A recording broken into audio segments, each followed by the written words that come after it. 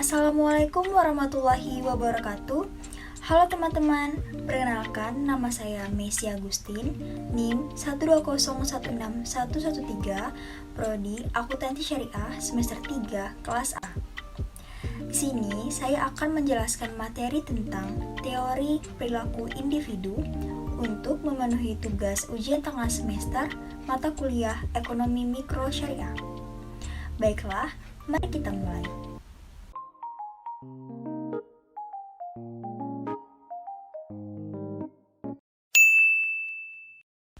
Teori perilaku individu. Poin-poin yang akan saya bahas ialah 1. Pengertian perilaku individu. 2. Ciri-ciri perilaku manusia. 3. Faktor mempengaruhi perkembangan individu. 4. Teori perilaku manusia. 5. Perilaku individu Islami. Perilaku merupakan sebuah tindakan yang di dalamnya terdapat aktivitas manusia yang membutuhkan berbagai tindakan. Cakupan pengertiannya pun sangat luas. Dalam hal ini akan berkaitan dengan cara seseorang tertawa, bekerja, dan juga berjalan, sehingga adanya perilaku kehidupan manusia akan berkaitan dengan aktivitas manusia itu sendiri. Sedangkan perilaku individu adalah fungsi dari interaksi antara person atau individu dengan lingkungannya. Pada konteks ini, perilaku manusia khususnya dibagi menjadi dua, yaitu perilaku tertutup dan juga perilaku terbuka. Di perilaku tertutup, perilaku yang hanya dapat dimengerti dengan menggunakan alat bantu atau metode tertentu, misalnya berpikir, sedih, berhayal, dan sebagainya. Dalam perilaku terbuka, perilaku yang secara langsung dapat diketahui maknanya.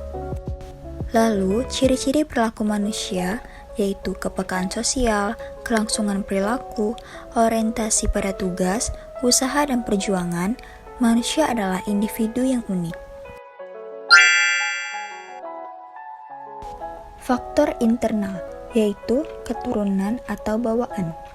Faktor pembawaan adalah proses penurunan sifat-sifat atau ciri tertentu yang ada pada orang tua atau dari keturunan kerabat-kerabat terdekat.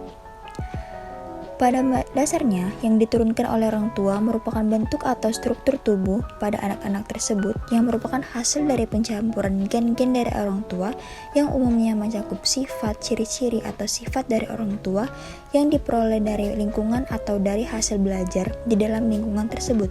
Contohnya, seorang anak terbiasa berjalan tegak atau menunduk, terbiasa atau cenderung untuk menjadi orang lincah, pendiam, cerewet, dan sebagainya. Faktor eksternal, yaitu kondisi lingkungan. Faktor atau kondisi lingkungan ini juga mempengaruhi perkembangan manusia. Lingkungan keluarga sangat berpengaruh perkembangan manusia.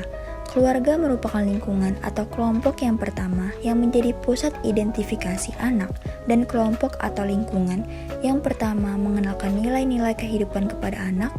Anak menghabiskan masa kanak-kanaknya itu di dalam lingkungan keluarga. Yang pertama, teori SOR.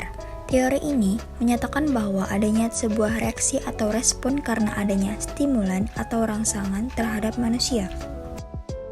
Kedua, teori Snehandu-Becker.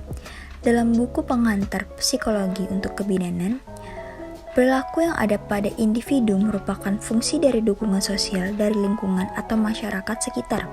Niat seseorang untuk bertindak, fasilitas kesehatan, otonomi pribadi, situasi yang memungkinkan untuk bertindak.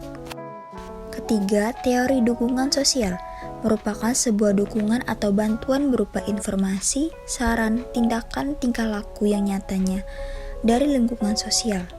Dukungan sosial mengacu pada memberikan kenyamanan pada orang lain atau menghargainya.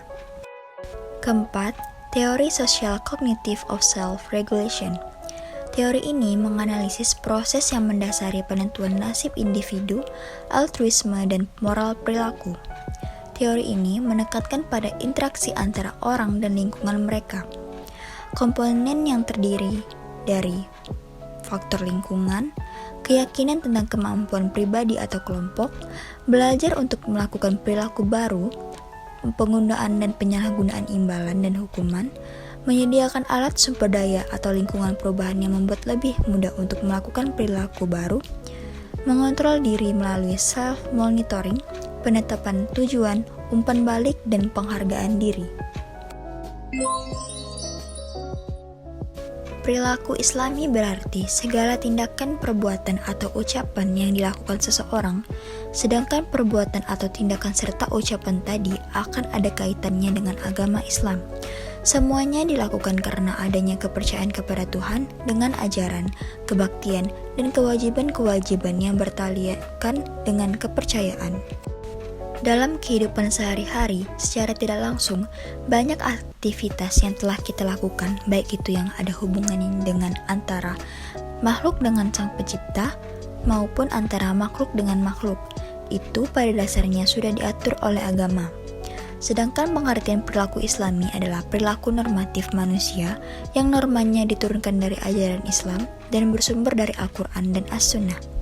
Aspek-aspek pembentukan perilaku Islami diantaranya bersihnya akidah, lurusnya ibadah, kukuhnya akhlak, mampu mencari penghidupan, luasnya wawasan berpikir, teratur urusannya, perjuangan diri sendiri, memperhatikan waktunya, bermanfaat bagi orang lain.